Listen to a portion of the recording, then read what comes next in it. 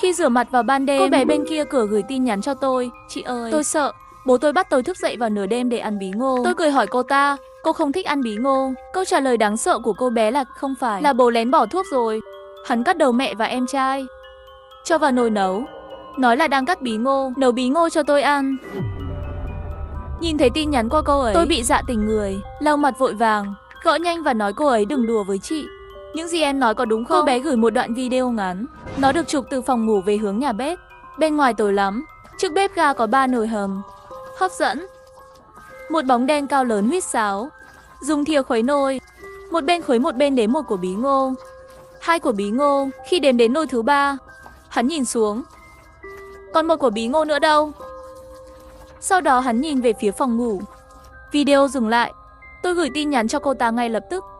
Tôi sẽ gọi cảnh sát cho em. Gọi nghiệp vụ lên đây. Tôi đã gọi cảnh sát cho cô ta trước, lại đi liên hệ với nghiệp vụ. Kết quả là vì lần trước tôi phản ứng với nghiệp vụ, nói xử lý rác thải khu vực không kịp thời, bởi vì quá lớn đã cãi nhau với họ một trận. Nghiệp vụ không trả lời điện thoại của tôi, sẽ mất một lúc để cảnh sát đến đây. Bên kia nghiệp vụ tôi lại không liên lạc được, WeChat cũng không trả lời tôi. Cô bé gửi tin nhắn, tôi lén trốn đi. Bố đang tìm tôi trấn an cô ta trốn xong rồi, điện thoại chuyển sang im lặng rồi. Không đợi chú cảnh sát đến. Vâng, tôi đang ở trong tủ quần áo. Mỗi lần trốn ở đây, bố tôi không thể tìm thấy tôi. Tôi đã gửi một tin nhắn trong nhóm chủ sở hữu của 7 tòa nhà. Nghiệp vụ có không? Không ai quay lại điểm này nữa.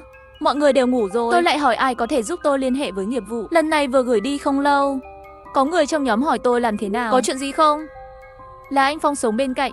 Trước đây tôi bị bắt nạt ở nhà vì tranh chấp với nghiệp vụ. Phong ca nhìn không quen giúp tôi ra đầu. Tôi tôn trọng hắn, tôi đã không nói thật với hắn. Theo tính khí của hắn, tôi sợ hắn ta trực tiếp đi qua đường xảy ra chuyện gì đó. Tôi do dự một chút, có chút tình huống. Tôi muốn nghiệp vụ lên xem. Phong ca nhiệt tình. Có chuyện gì vậy? Cô nói cho tôi biết. Nếu thuận tiện, tôi sẽ xử lý cho cô. Sau đó trong nhóm lại có người nói câu, mọi người đều là hàng xóm, có việc gì thì cô nói không được. Tôi đi qua một chút, người nói chuyện đứng trên đầu một con cừu đen thẳng đứng. Nhìn vị Thánh, ông ấy là bố của cô bé bên kia đường. Hắc Dương hỏi tôi, hàng xóm gọi nghiệp vụ làm gì? Rắc rối quá, nó sẽ làm phiền tôi. Các con tôi đều ngủ rồi, đánh thức đèn thì không tốt đâu. Nếu là chuyện nhỏ, tôi sẽ giúp cô xem. Cuối cùng hắn lại rất nghiêm túc hỏi một câu, cô có nghe thấy gì đặc biệt không? Mà phải gọi nghiệp vụ lên. Tôi nghĩ rồi, làm thế nào để tạo ra một lý do hợp lý, xóa bỏ sự nghi ngờ của Hắc Dương đối với tôi. Lý do này cần hợp lý đến mức nghiệp vụ phải lên, cho nên không thể là bóng đèn hỏng, việc nhỏ như mất điện. Suy nghĩ một chút, tôi bình tĩnh đến mức khí tự nhiên của nhà tôi dường như bị rò rỉ. Trong nhà có mùi, nghiêm trọng quá, tôi sẽ tới ngay, không cần. Hãy để nghiệp vụ đến, tôi cũng không chắc có phải không. Hắc Dương lạnh lùng đến không cần làm phiền nghiệp vụ nữa. Tôi sẽ đi xem giúp cô, nếu nó thực sự bị rò rỉ, sau đó yêu cầu nghiệp vụ tắt van đường ống, không mất nhiều thời gian đâu. Tim tôi đập thình thịch. Hắc Dương lại hỏi hàng xóm sao không nói chuyện nữa. Mở cửa đi, tôi đang đến đây. Tôi hoảng sợ vào nhóm khác. Hắc Dương thắc mắc chuyện gì đã xảy ra. Rò rỉ khí gaxi không phải trò đùa. Lúc này chị Mai ở tầng dưới đột nhiên nói chuyện riêng với tôi. Cô đang nói dối à? Cô gọi nghiệp vụ lên đây, không phải là rò rỉ khí tự nhiên. Cô có nghe thấy gì không? Tôi giả vờ hỏi. Nghe gì? Đừng giả vờ nữa. Chỉ có 5 người trong gia đình cô đối diện. Vợ chồng 2 người có 3 đứa con. Họ sống trên lầu tôi. Vừa rồi rất to. Đó là âm thanh cắt xương. Bùm, bùm. Tôi vừa bị đánh thức, mới thấy cô gửi tin nhắn trong nhóm. Cô sống bên kia đường. Tôi trả lời cô ấy ngay lập tức. Cô nói đúng. Tôi muốn nghiệp vụ lên đây, không phải vì khí tự nhiên. Tôi đang tắm. Không có gì. Tôi không nghe rõ. Nhưng cô bé nhà họ nói chuyện riêng với tôi, nói rằng cha cô ta đã giết anh trai và mẹ đầu được cắt ra và hầm như bí ngô. Chị Mai bên kia hiển thị đăng nhập. Phải mất một thời gian dài mới gửi được một tin nhắn. Đây thực sự giống như những gì hắn có thể làm. Đừng quan tâm nữa, chờ cảnh sát tới. Cô cũng không thể giúp gì được. Tôi hỏi thế nào là chị Mai. Cô có biết gì không? Chị Mai lại do dự một lát, quên đi cho cô xem. Sau đó bên kia gửi một video đến đây. Trong video là người cha Hắc Dương bên kia cửa. Nửa đêm, hắn cầm dao đứng ở hành lang tầng 5 dưới nhà, nhìn thẳng vào mắt mèo. Chị Mai lo lắng. 2 tháng trước, lúc đó cô vẫn chưa đến. Hắn nói tôi gõ cửa nhà hắn vào ban đêm, không ngủ được. Thật sự là có bệnh. Cầm một con dao trước cửa nhà tôi, muốn chém chết tôi. Sau đó thì sao? Sau đó nghiệp vụ đến và đưa hắn ta đi. Đã báo cảnh sát nói hắn ta bị bệnh tâm thần, đang bị bệnh. Gửi đến bệnh viện tâm thần rồi. Sau đó vợ hắn ta mở giấy chứng nhận nghiệp vụ, lại trả lại rồi. Thái quá.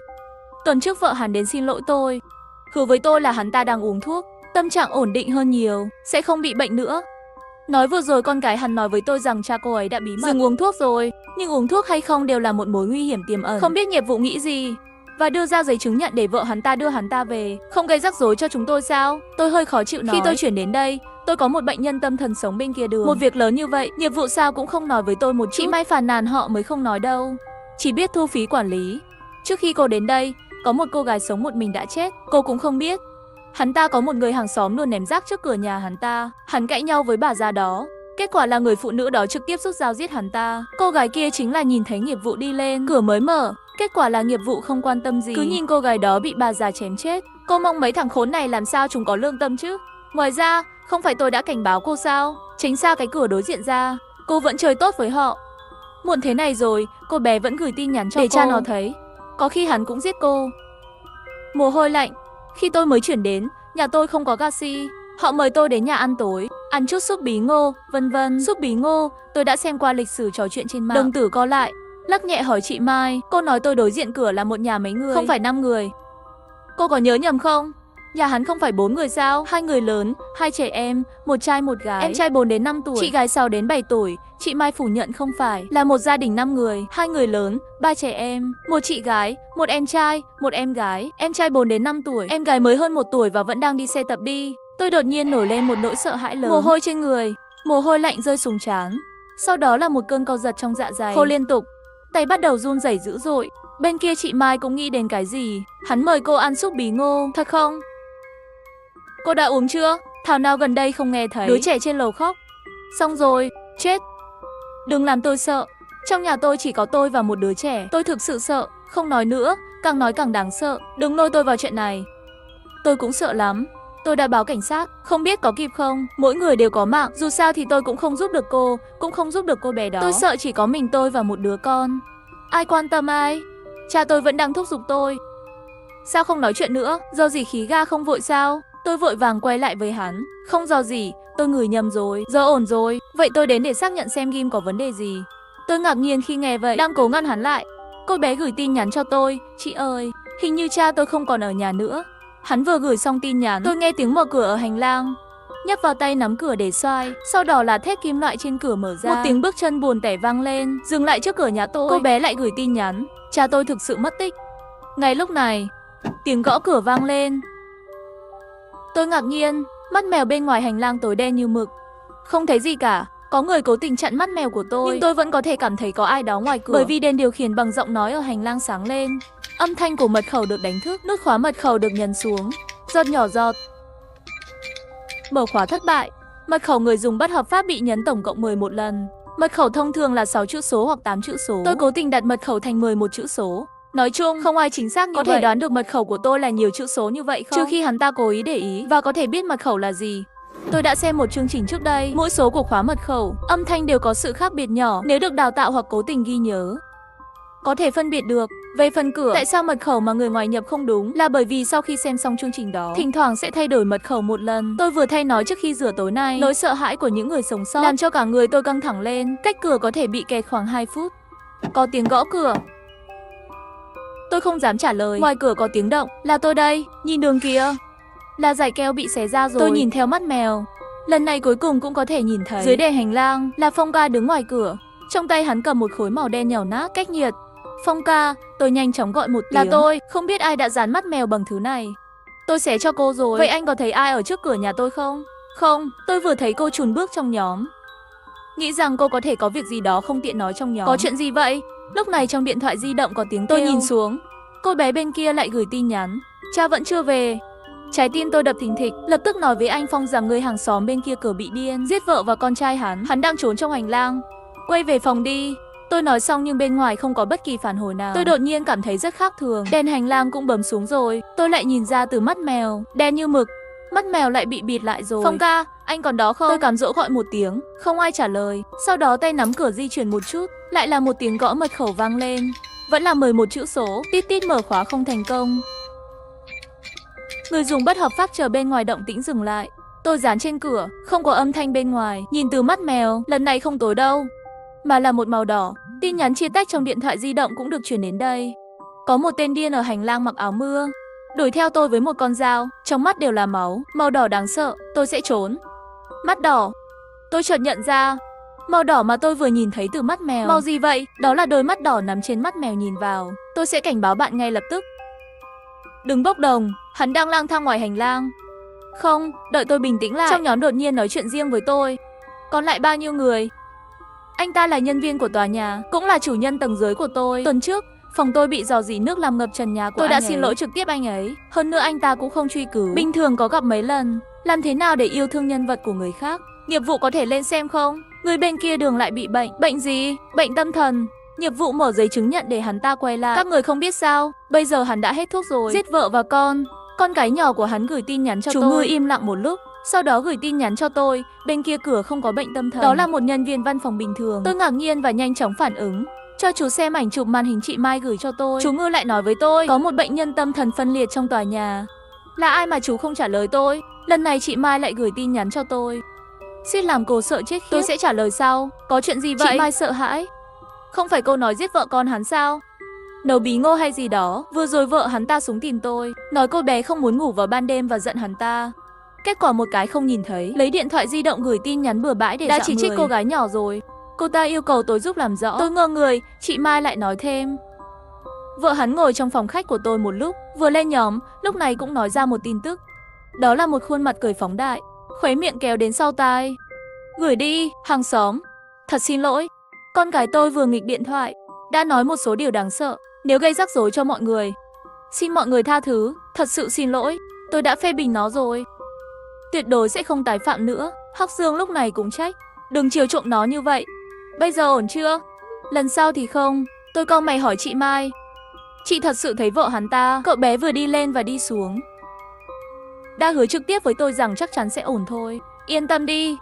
Thật sự không sao chứ? Vậy màu đỏ ở cửa nhà tôi là sao? Tôi có tâm trạng nghi ngờ. Gửi tin nhắn cho cô bé.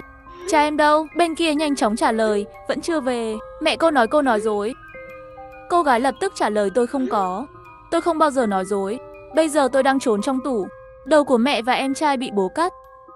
Cho vào nồi nấu. Bố muốn nấu ba của bí ngô. Hắn không tìm thấy tôi. Ra ngoài tìm bí ngô rồi. Rồi cô bé gửi một đoạn video. Trong video rất cẩn thận, bóp tay và chân đi vào bếp. Trong nhà vẫn còn tối đen như mực. Trên bếp ga trong bếp có ngọn lửa màu xanh lá cây. Nhìn vào trong nhà, 3 cái nồi hầm màu xanh lá cây thảm hại đã biến mất rồi. Bên trong đang bốc hơi. Cô bé nhón chân lấy thìa ra. Trong miếng thịt hầm đầu tiên làm cho một sợi tóc ướt lộ ra, miệng mở to và nấu sưng lên. Sau đó là miếng thịt hầm thứ hai. Đây là mẹ, đây là em trai. Video kết thúc, cô bé nói em lại phải trốn rồi. Cha vẫn chưa về, tay chân tôi cứng ngắc. Trong lúc nhất thời không biết nên miêu tả cục diện hiện tại như thế nào. Trong đầu đã sớm thành một mớ hỗn độn rồi. Không thể tìm thấy bất kỳ manh mối nào. Cảnh sát chắc sắp đến rồi. Trước đây ra cảnh sát đều rất nhanh, khoảng 10 mấy phút nữa cảnh sát sẽ đến. Điện thoại của tôi vẫn được đóng băng. Đen chính bị méo. Tin nhắn của chị gái Mai trên bí ngô lại được gửi đến đây. Không sao đâu, ngủ sớm đi, đừng nói chuyện với cô ta nữa. Cô gái nhỏ cũng rất lo lắng. Tôi đột nhiên không dám trả lời tin nhắn của cô ấy nữa. Đã là một bức thư tuyệt mệnh đã biến mất một thời gian rồi. Lại đột nhiên hỏi tôi đối diện cửa còn lại mấy người. Cô đi qua xem một chút. Tôi kinh ngạc, cho tôi biết tên tâm thần trong tòa nhà là ai. Vừa rồi hắn ta nói cửa đối diện không phải là tâm thần và có một bệnh nhân phân liệt trong tòa nhà.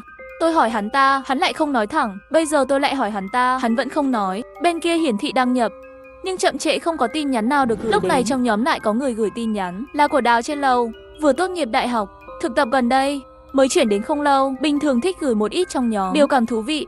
Đào Tử tò mò hỏi dưới lầu nấu gì đây. Thơm quá. Chú Ngư rất hiếm nói chuyện trong nhóm. Cô xuống gõ cửa hỏi xem. Hắn đang giục Đào đến nhà Hắc Dương xem thử. Đào trả lời ha ha. Không tốt lắm. Có phải hơi quá tham lam không? Không sao đâu, tất cả đều là hàng xóm. Hắc Dương không lặn nữa. Hắn không hài lòng, cấm miệng lại cho tôi. Ha ha, tôi đùa đấy. Nhưng thật sự rất thơm, không biết anh làm bằng gì. Đang nấu súp à? Phiền quá. Anh nói nhiều quá, làm phiền đến chết, tôi đau đầu quá. Không nói nên lời sao? Tôi đâu có nói gì về anh. Chỉ cần nói rằng anh nấu ăn ngon là sai. Phải nói chuyện gì vậy? Tôi lần nấu ăn còn có lý. Tôi còn giảm cân. Anh nấu rất ngon, anh đã bao giờ nghĩ về tôi chưa? Tôi đâu có nói lỗi của anh. Anh tức cái gì? Tôi khuyên anh nên nói ít hơn 2 câu. Đã nói có thể làm gì, chỉ nói những điều ích kỷ thôi. Nấu ăn vào ban đêm mà không quan tâm đến cảm xúc của hàng xóm. Nói thử xem. Tôi không quan tâm, các người tùy tiện thử thì thử xem. Tôi sẽ lên đó và giết anh ngay bây giờ. Cắt lưỡi, chặt đầu. Đào Tử lập tức không dám nói chuyện nữa, mà là ở trong nhóm, có nghiệp vụ. Chú Ngư cũng không nói gì. Tôi có thể thấy Đào Tử đang hoảng sợ, bởi vì anh ta lại tắc mấy lần rồi. Chú Ngư, nhìn chú ấy, chú nói đi, đừng phớt lờ tôi sợ nếu hắn ta lên đây thì sao? Chú Ngư vẫn không trả lời. Hắc Dương hung dữ nói, Lão tử đã lên mạng rồi. Đợi ta chặt đầu ngươi đi. Sau khi hắn ta nói xong, Đào Tử hoàn toàn hoảng sợ. Hắn thấy trong nhóm không có ai nói chuyện với hắn, lập tức kéo một nhóm nhỏ. Trong nhóm có tôi, chị Mai, còn có chú Ngư. Đào bối rồi nói, đã thấy tin tức trong nhóm chưa? Hắn sẽ đến và giết tôi. Hắn có phải là kẻ bạo lực không? Chú Ngư, nói một lời đi. Hắn sẽ không phải là người ở hành lang. Kẻ điên phải không? Tôi gần như bị hắn ta đâm chết ở hành lang. Vừa rồi người đó đã lang thang trên hành lang rồi. Tôi có thể nghe thấy tiếng động. Chắc là hắn. Có một tên điên ngoài kia. Sao không nói sớm? Tôi không xem được nữa. Cô nói ít đi đi. Chưa đủ tệ sao? Đào Tử lập tức nhận nhầm. Xin lỗi, tôi sợ quá. Có ai đó đi cùng tôi không? Tôi ở nhà một mình. Tôi không biết phải làm gì nếu hắn ta thực sự tìm thấy. Chú Ngư, chị Mai. Chị Mai trực tiếp từ chối tôi không đi. Tôi sợ chết. Phong ca, anh cũng đừng đi. Vậy thì anh phải cứu tôi. Không thể nhìn tôi chết. Phong ca bên kia không nhịn được. Lát nữa tôi sẽ lên xem giúp cô. Nếu hắn thực sự lên đó, tôi nghĩ tìm cách chế ngự hắn. Chị Mai mà nghĩ cách nào? Anh có thể chống lại bao nhiêu con dao? Thể hiện cảm giác công lý đó cho ai xem. Anh không cần mạng à? Phong ca im lặng vốn không sao rồi. Người ta đều xuống xin lỗi tôi. Tốt nhất là phải rẻ tiền trong nhóm. Tại sao lại kích thích anh ta? Đó là bệnh nhân tâm thần phân liệt. Nói chém thì chém. Anh tưởng tôi đùa hả? Chặt chết anh. Đồ khốn nạn. Mọi chuyện ổn chứ? Vừa rồi nói bên kia giết mẹ và em trai của cô bé. Mẹ ơi, kinh khủng quá. Tôi do dự, có muốn gửi video cô bé gửi cho tôi không? Chuyển tiếp đến nhóm. Nhưng tôi luôn cảm thấy có điều gì đó không ổn trong nhóm. Đặc biệt là chị Mai. Cô ấy nói thấy vợ trên lầu và em trai xuống và xin lỗi cô ấy trực tiếp. Vậy cô gái nhỏ gửi cho tôi của ai đang nấu trong nồi hầm? Người duy nhất tôi có thể tin tưởng là Phong ca. Vì vậy tôi đã chuyển tiếp video cho hắn. Phong ca, xem trước đi. Đừng quan tâm nhóm nói gì. Xem xong rồi nói có. Chị Mai trong nhóm nhỏ đột nhiên hỏi một câu đúng rồi. Các người còn nhớ nhà trên lầu có bao nhiêu người không? Kiều Kiều nói là 4. Tôi nhớ là 5. Chị Mai, chị đang nói gì vậy? Nhà người đó có 3 người. Một người cha, một người mẹ, một cô bé. Một nhà 4 người. Là cha mẹ và 2 con trai, không con gái. Các người nghiêm túc đấy. Bên kia cửa không phải là cha mẹ nuôi 3 đứa con sao? Chị gái và một em trai, một em gái, 5 người. Không. Là chị gái mang theo 2 em trai và một em gái. 6 người lần này đúng rồi. Đó là những gì tôi vừa nói sai. Nhưng những gì cô nói cũng không đúng. Dưới lầu là một ông bố đơn thân với một cô con gái, không có mẹ và em trai. Không thèm nói với chú Ngư cứng đâu. Chú nói chú làm việc ở nghiệp vụ, có mẫu đăng ký hộ gia đình, đã lâu rồi không xuất hiện. Chú Ngư nói một câu là một người cha một người mẹ. 5 đứa trẻ, một chị gái và 2 em trai và 2 em gái. Tôi chỉ cảm thấy ngứa ran trong đầu. Chị Đào trong nhóm nhỏ hoảng sợ nói, đừng bàn chuyện này vô dụng nữa. Dưới lầu, hắn đi lên, hãy đến cứu tôi. Hắn đang ở cửa nhà tôi nghe thấy tiếng khóa mật khẩu. Sợ cái gì cửa chống trộm, đó là bạn không mở. Hắn có thể làm gì? Chắc là hắn ta không biết mật khẩu. Tôi chợt nghĩ ra cái gì, nói không trong nhóm ngay lập tức. Hắn biết mật mã, nếu đối diện cửa, đó chính là lời nói mắt đỏ ngoài cửa nhà tôi. Vậy hắn biết mật mã. Hắn có thể nghe ra số mã, sự khác biệt nhỏ giữa các phím. Thời gian trôi qua từng giây. Đào Tử cuối cùng cũng có câu trả lời. Hắn nói một câu muộn rồi. Chị Mai trong nhóm vẫn đang hỏi muộn gì vậy? Đừng nói một nửa. Đồng thời tôi thấy chú Dư trực tiếp trả lại nhóm. Tiếp theo là Phong ca cũng trả lại nhóm. Tin nhắn của Phong ca gửi đến đây, đừng nói chuyện trong nhóm. Tôi hiểu ý hắn ta. Tương tự trả lại nhóm. Chị Mai gửi tin nhắn đến đây, chuyện gì đang xảy ra vậy? Sao các người trả lại hết nhóm? Tôi vẫn đang có để trả lời. Tin nhắn của anh Phong đã được gửi đến rồi. Chị Mai nói gì cũng được. Đừng để ý đến cô ta. Tại sao vừa gửi đi? Sau khi im lặng một lúc, chú Ngư cũng gửi tin nhắn. Lịch sử trò chuyện của chúng tôi vẫn còn. Tôi hỏi hắn ta ai là kẻ tâm thần trong tòa nhà. Lần này hắn trả lời tôi, bệnh nhân tâm thần trong tòa nhà là chị Mai. Cô ấy bị tâm thần phân liệt, bắt nguồn từ ảo tưởng bị ngược đãi, thường xuyên nói chuyện với không khí, nói chuyện với chính mình. Tôi chiều mến giải thích tâm thần phân liệt. Điều đó có nghĩa là vợ con trên lầu đến xin lỗi. Đó là những gì cô ấy nghĩ. Một hình ảnh lóe lên trong đầu tôi. Trong phòng khách sáng sủa của chị Mai, cô ấy cười và ra hiệu, miệng mở ra nói chuyện. Và ghế sofa đối diện với cô ta trống rỗng. Cô ta có thể còn nói chuyện và cười với người mẹ trẻ đó. Hẹn gặp lại lần sau. Phong ca cũng nhắc nhở tôi chị Mai có bệnh.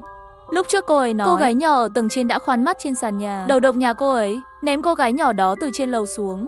Sau đó, cha của cô bé, người đàn ông cầm dao đến cửa, xin nữa thì giết cô ấy. Cô ấy không dám, nhưng mấy ngày sau đã giết cô gái dưới lầu. Chúng tôi cũng vậy. Cô ta là một bệnh nhân tâm thần nghiêm trọng, bị giam hơn 30 ngày, nhưng thời gian khởi phát lại được trả lại rồi. Nói là giám sát khu dân cư. Tôi ngạc nhiên. Không phải cô ta nói cô ta sống với trẻ con sao? Phong ca sợ đến một mình cô ta căn bản không có con. Và tôi nghi ngờ cô ta chưa bao giờ uống thuốc, bởi vì cô ta phát điên khi nói chuyện trong nhóm. Làm sao anh biết được?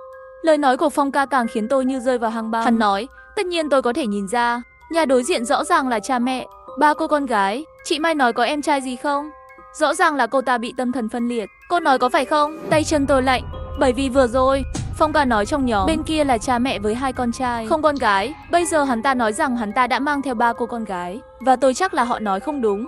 Bên kia là cha mẹ với hai đứa con, chị gái và em trai. Đã gửi tin nhắn cho tôi, sau này tôi không dám nói xấu nữa. Cùng một lúc, cô bé cũng gửi tin nhắn cho tôi, cha đã về, mang về một quả bí ngô rất lớn. Ba quả bí ngô đều ngồi xổm lên rồi. Chị ơi, chị có đến ăn với chúng tôi không? Ha ha ha, khi tôi đang xem điện thoại di động, lại là âm thanh của mật khẩu bị đánh thức. Sau đó nhỏ giọt. Mở khóa thất bại, người dùng bất hợp pháp. Âm thanh ngừng lại, tôi quay đầu nhìn hướng mắt mèo. Mắt mèo đang nhẹ nhàng chuyển động, rồi nó rơi xuống. Trong mắt mèo đen, chậm rãi đưa vào một ngón tay. Ngón tay vặn vẹo trong lỗ mắt mèo, từ từ cọ sát vào. Tôi gần như điên cuồng lật ghế lên. Gãy ngón tay đó, bị gãy xương, đập nát, máu thịt bay khắp nơi. Nhưng ngoài cửa không có tiếng hét. Gió ngoài hành lang tràn vào từ mắt mèo với một luồng khí nóng. Nhưng sớm thôi, cảnh tượng kinh hoàng xuất hiện. Gió trong miệng mèo đột nhiên ngừng lại. Một cảm giác bị theo dõi bỗng nhiên xuất hiện. Bên ngoài mắt mèo đen, đó là một con mắt to, nhìn chằm chằm vào tôi. Tôi sợ đến nỗi lùi lại 2 bước. Mắt vẫn còn, đồng tử từ từ chuyển động. Cứ nhìn tôi như vậy, tôi trốn vào góc chết của mắt mèo. Trong lòng sinh ra tâm trả thù. Vào bếp, lấy thuốc Nervit ra khỏi tủ, sau đó bật ga để làm nóng thuốc Nervit cho đến khi nó chuyển sang màu đỏ. Sau đó tôi dựa vào tường và đi đến cửa, đâm thuốc Nervit vào từ mắt mèo. Không ăn thuốc Nervit đâm chính xác vào mắt. Khói trắng bốc lên, tôi khuấy mạnh một chút, một cảnh tượng khủng khiếp xuất hiện. Tôi làm gãy tay hắn. Không có tiếng hét ngoài cửa. Bây giờ tôi làm hỏng nhãn cầu của hắn ta. Có lẽ nó đã đâm vào đầu anh. Khuấy động não. Ngoài cửa vẫn không có động tĩnh gì. Chết chóc kinh khủng. Tôi sẽ rút thuốc Nervit ra. Trên đó đều là máu tươi và bộ não màu vàng trắng. Gió hành lang lại tràn vào. Cô bé gửi tin nhắn, chị ơi, chị có gặp không? Cha bị thương. Ngay sau đó chị Mai cũng gửi tin nhắn, cảnh sát đang đến. Tôi hỏi cô ta cảnh sát tìm cô làm gì. Hắn hỏi tôi 2 câu. Vấn đề gì? Người đầu tiên anh ấy hỏi tôi có bao nhiêu người trong gia đình tôi. Tại sao lại hỏi cái này? Tôi không biết. Tôi đã nói với anh ta, trong nhà tôi có 4 người, tôi và 3 đứa con. Chị Mai đã nói với tôi trước đây, trong nhà chỉ có cô ta và một đứa con. Phong ca nói với tôi chị Mai là tâm thần phân liệt, chỉ sống một mình, không có con. Tôi hỏi câu hỏi thứ 2. Cảnh sát hỏi là ai báo cảnh sát. Cảnh sát có thực sự hỏi cô thế không? Phải, anh ta hỏi tôi có báo cảnh sát không. Tôi cũng không biết tại sao lại hỏi tôi. Là cô gọi điện thoại, họ không trả lại cho cô sao? Cô có nói với anh ta là cô ở tầng 6 không? Câu trả lời chắc chắn của tôi khi tôi gọi cảnh sát, địa chỉ đã nói rất rõ ràng, sợ không thể là cảnh sát giả được. 2 người đến cùng nhau và mang theo máy ghi âm thực thi pháp luật, hay là nghiệp vụ đi cùng lên. Lúc này, về cơ bản tôi xác định là chị Mai bị tâm thần phân liệt. Lại nghĩ nữa, cảnh sát đi ra, tôi hỏi cô ta là cô không báo cảnh sát. Là tôi báo cảnh sát sao? Không, sao không nói là nghiệp vụ gửi tin nhắn cho tôi? Bảo tôi đừng nói. Tôi nhướng mày, bùm, có tiếng gõ cửa. Mắt mèo ở ngay trước mặt tôi, nhưng dù sao tôi cũng không dám nhìn ra ngoài nữa. Tôi sợ lại nhắm một con mắt nữa. Bên ngoài có tiếng động lạ, là cô báo cảnh sát sao? Cô là người đầu tiên phát hiện ra. Hắn đâu rồi? Tôi lấy hết can đảm nhìn thẳng vào mắt mèo. Là cảnh sát.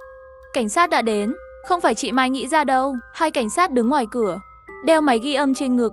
Phía sau cảnh sát là 2 nghiệp vụ. Người quản lý bí mật ra hiệu cho tôi, bảo tôi đừng nói chuyện. Cảnh sát đứng ngoài cửa. Tôi không biết phải tin ai, nhưng sớm thôi, ngoài cửa vang lên âm thanh bị đánh thức bởi mật khẩu. Cảnh sát bắt đầu nhập mật khẩu bên ngoài cửa. Tít tít mở khóa không thành công. Người dùng bất hợp pháp. Tiếng cảnh sát lại vang lên, là cô báo cảnh sát sao? Ở đâu? Khi tôi hoảng loạn, cửa đột nhiên mở ra. Hắc Dương ôm đầu một bé gái, đứng ở cửa. Gần như ngay lập tức, hắn ta chạy lên lầu. 2 cảnh sát lập tức đuổi theo, chờ đến khi động tĩnh bên ngoài hành lang dừng lại. Nghiệp gõ cửa. Mở cửa đi. Thưa cô. Tôi không nói gì cả. Nghiệp vụ cũng không nói gì. Sau đó nghiệp vụ lấy chìa khóa ra, chìa khóa vào lỗ khóa. Âm thanh của chuyển động. Cửa mở rồi. Người quản lý đứng ngoài cửa. Tôi tưởng hắn sẽ giết tôi, nhưng hắn chỉ vội vàng bảo tôi đến phòng nghiệp vụ với hắn. Hơn nữa phòng nghiệp vụ ở ngay dưới lầu tôi. Có một số nhân viên đứng trong phòng. Chú Ngư ngồi đối diện với tôi. Phong ca mất máu quá nhiều, nằm trên mặt đất đã chết rồi. Đôi mắt trắng xám nhìn thẳng lên trần nhà. Quản lý nhìn tôi một cái, nói rằng chúng tôi không thể bảo vệ hắn, cho nên hắn chết rồi. Nhìn tôi này. Chú Ngư bình tĩnh, đến đây không có gì. Tối nay có rất nhiều người chết.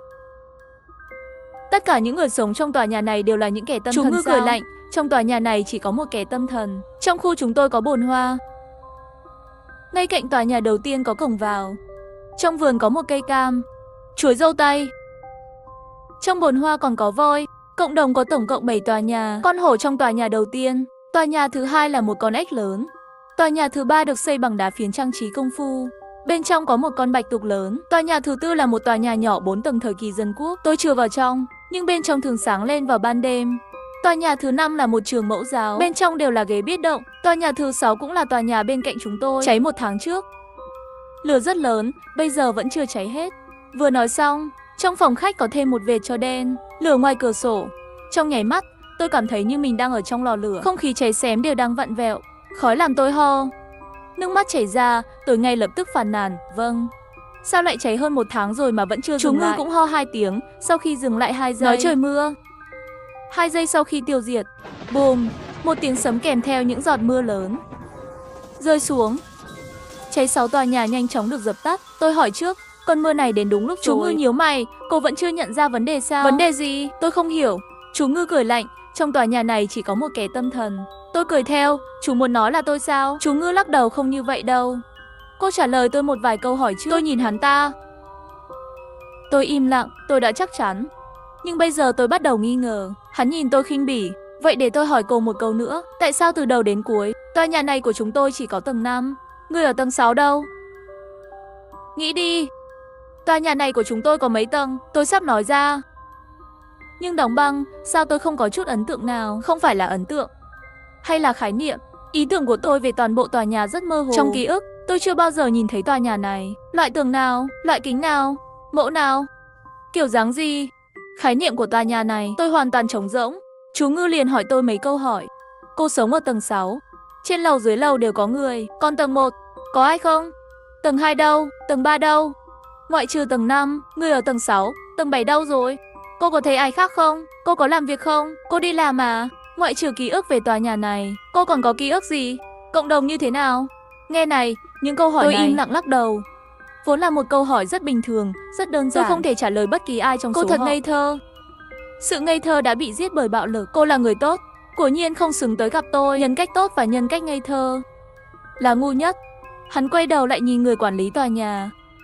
Hắn có chìa khóa. Chú Ngư tiếp tục nói, bên ngoài khu phố trông như thế nào? Ngay đối diện cửa có nhà hàng lầu không?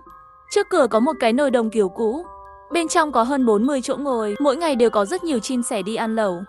Bên trái là siêu thị. Bên trong bán cá heo màu xanh lá cây. Bên phải là nhà tù. Tất cả đều là kiến. Phía trên nhà tù là một bệnh viện. Có một con khỉ đột đang ngồi trong bệnh viện. Đó là một cảnh đau đầu. Vảy và một con hà mã làm kiểm tra sinh sản. Tôi gật đầu. Tôi nhớ ra rồi. Đúng vậy. Tôi vừa mở miệng đã nhận ra là không đúng. Nhưng ký ức trong đầu lại rất rõ ràng. Đúng rồi, tôi đã đến bệnh viện đó 2 lần. Bác sĩ đã cho tôi thuốc. Rốt cuộc là chỗ nào không đúng? Tại sao sự bất thường này đến từ đâu? Chú Ngư không nói chuyện, chỉ lặng lẽ nhìn tôi. Khóe miệng đều là ý lạnh lùng mỉa mai. Lúc này người quản lý bất động sản trả lời điện thoại. Sau đó nói với chú rằng bạo lực đã bị giết. Tôi đặt đầu lên bàn. Máu chảy xuống trán. Tôi đã tìm ra rồi. Tôi biết rồi. Chú Ngư có chút bất ngờ. Tôi nhìn chằm chằm vào hắn ta. Tôi là cô. Tôi là Hắc Dương. Là người cha. Mẹ vẫn bị giết bởi sự phân chia. Chúng ta bị kẹt trong tòa nhà này. Quá chậm. Suy nghĩ của cô quá chậm. Đến bây giờ mới hiểu. Đồ ngốc. Chú Ngư rất bất mãn. Lúc này một người đàn ông to béo trói buộc trên giường bệnh. Y tá đứng nhìn. Mấy bác sĩ đang cãi nhau gì đó. Thời gian sắp đến rồi. Nếu như thức dậy không phải là nhân cách tích cực, hoặc vẫn không thể thức dậy, theo phán quyết trước đó, tiêm thuốc gây chết người ngay lập tức, không thể đợi thêm nữa. Còn 17 phút nữa, đây là sự thực hiện cuối cùng. Trên bàn, đó là một hồ sơ hình thức về một kẻ giết người biến thái. Mô tả một người đàn ông đột nhập vào cảnh tượng đẫm máu trường liên tiếp giết chết nhiều học sinh. Bác sĩ nói đang đợi hỏi y tá. Lần cuối cùng coi trọng Nhậm Cảnh Giới là khi nào? 4 giờ trước. Hiệu quả của thuốc sắp qua rồi. Chắc là hắn sắp tỉnh rồi. Bác sĩ mở mí mắt người đàn ông. Người đàn ông có vẻ bình tĩnh, mắt đang chuyển động điên cuồng.